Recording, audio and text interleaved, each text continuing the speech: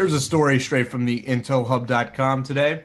The USDA orders 326,000 rounds of ammunition, just as Homeland Security stays quiet over 450 million rounds ordered. In the last few weeks, the fact that the Department of Homeland Security recently ordered 450 million rounds of hollow point ammunition, which was on the top of the $2 million ordered in 2009, has been heavily discussed by numerous alternative media outlets, including Media Monarchy, I'm sure. James, what's your take on this story?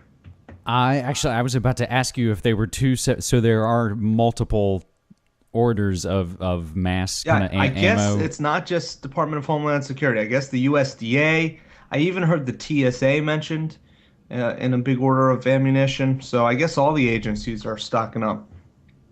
And we've seen these things kind of leak out slowly. I think we'll see things in the sort of congressional record, about arming park rangers and surveillance cameras in state and national parks, that they have been kind of readying on all these levels. What does the USDA need 326,000 rounds, let alone one round, for? When they lock Are they everything going to down. go to the butcher shop and start shooting up butchers or something? I mean, what does the USDA do? Isn't it just supposed to regulate our food and that kind of thing? Man, the thing that's really the overarching kind of meme that I see, and I've been covering this on the site and show, is the Hunger Games. That bit of programming is exactly what's playing out in all the other kind of news stories. It's the resource grab. So that's, why does the USDA need a bunch of weapons? Because they're going to pretty much lock down what farmland there is whatever switch gets pulled. And that's, remember, don't forget our InfraGard, all the deputized people connected with, critical infrastructure that, of course, will include places like Walmart. These are going to be all the little middle manager, boss hog enforcers, I think. I mean, they got these huge generators in the back of them. And the military and FEMA has already announced that they would take over these facilities. So then we've got the NDAA, and then we just had, what's its acronym? The one, the executive order that they signed late on a Friday night, so nobody would notice. National Defense Resources Preparedness, that basically says, we can take whatever resources we need, even if it's not, wartime. I thought we were always at war. What's next? What's next? It almost, not even almost, it looks like we're entering into that time of the year where the mass murder contagion seems to be unleashed, and everybody goes completely nuts, completely unhinged, and as the rug gets pulled out from under the fake economy and all these things kind of happen by design, and people become more erratic. So you see, and it was interesting, the very moment it seemed that feds were raiding the cannabis school in Oakland was the same moment that there was the shooter at the religious school. But we're entering into this point where it's always around, the 20th. And so, even from the 15th, which is going to be tax day, and it's also going to be the 100th anniversary of the Titanic. And that's something I've been following now for months. From the sinking of the Costa Concordia, I've seen just a ton, and I don't go digging for them, of nautical kind of themed stories, drownings and shipwrecks and tidal waves, and of course the return of Titanic, the James Cameron movie, and then James Cameron goes to the deepest point of the ocean, and he's a part of the conspiracy as far as I'm concerned. They made it the biggest film for a reason, and that really was because they knew, the powers that shouldn't be knew, that on that ship were some very influential people that stood between them and their Federal Reserve plan. So I think there's more to that story. We did a special on it last year, James. Did you ever get a chance to check that out?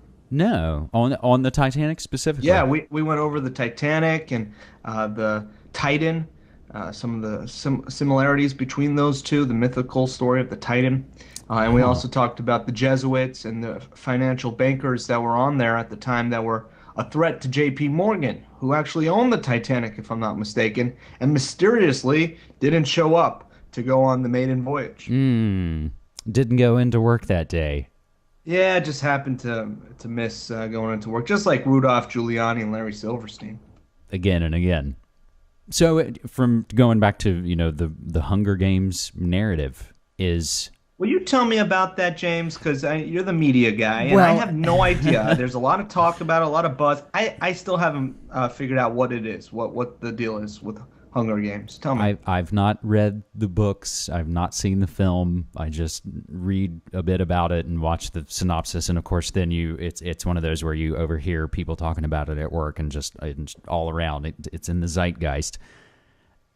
And it's also it's another book series because everybody loves these trilogy book series that then get turned into trilogy movie series and Harry Potter and all that junk. It's basically a series of books about some dystopia where a world is broken into, subdivision sectors, just kind of like FEMA's already divvied us up as. And it's resource wars, and I think basically kids fight each other Running Man style, much to the, joy and sorrow and bread and circus of all the onlookers. That's the basics of it, and there's a lot more to it. It's one of those where they've built in a huge backstory and a glossary and the characters and all those things that people are nerding out on. But the simple narrative of it seems like what it's playing out as right now. I find it interesting. Lionsgate, the studio and distribution company, Lionsgate, they're not only behind Hunger Games, but they do Mad Men and Walking Dead on AMC, which are hugely popular. And I watch both of them. I think they're well done, and they're fascinating because of, the current time that they're playing in. Because, of course, there's stories about right now, even though one's about a, dystopic future and the other's about kind of a dystopic past in the 60s. But they, again, seem to kind of have the overarching kind of influence. They even said on an episode of Mad Men this last Sunday, I don't want him next to that clown Romney character talking about a political career, referencing our current candidate, Mitt, and his father. Because we forget all these, it's like, these guys, that's right. They're all elite, or at least somewhat, chosen. They're sons of senators' sons. So seeing these narratives kind of play out, Hunger Games, the Trayvon story, Coney. Oh man, we're just saturated with BS and fluff everywhere you look. We'll take some of that fluff on the other side, and we'll talk about some real news here with the Bob Tuskin Show and James Evan Pilato of MediaMonarchy.com.